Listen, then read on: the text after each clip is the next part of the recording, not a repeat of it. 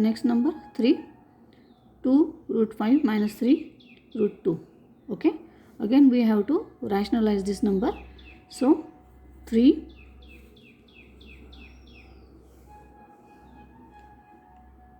2 root 5 minus 3 root 2.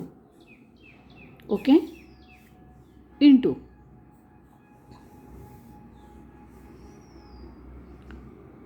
2 root 5 plus, now here is minus, so you have to take here plus, opposite sign root 2.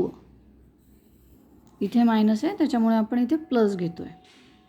2 root 5 plus 3 root 2. Okay, आता next multiply the numerator and denominator by. बरं, आता ह्याने ह्याला आणि ह्याने ह्याला multiply करायचं आहे. ओके, सो मग आता हा जो 3 आहे तो आपण तसाच ठेवूयात. 2 root 5 plus 3 root 2 मांडून घेतला. ओके, देन नेक्स्ट आता पुढचं जे घेताना आपल्याला काय करायचं आहे, तर ह्याचा आणि ह्याचा आणि या दोघांचा आपल्याला काय करायचं आहे, स्क्वेअर घ्यायचा आहे.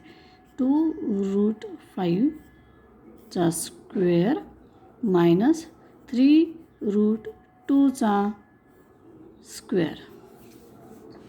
ओके, तर मग आता पुढचं, तर मग आता पुढे घेताना आपल्याला कसं करायचं आहे, अगेन मागे जसं आपण केलं ए मायनस बी, ए प्लस बी असेल तर ए स्क्वेअर मायनस बी स्क्वेअर, तसंच मग आता हे वरचा जो आहे नंबर आहे ना तो आपण काय करणार आहे तसाच मांडणार आहे.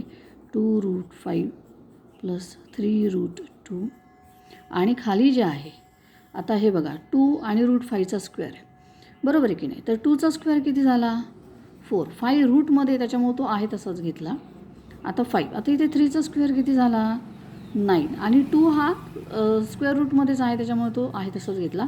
2 आपण घेऊन टाकला, झालं. तर मग आता इथे घेताना पुढचं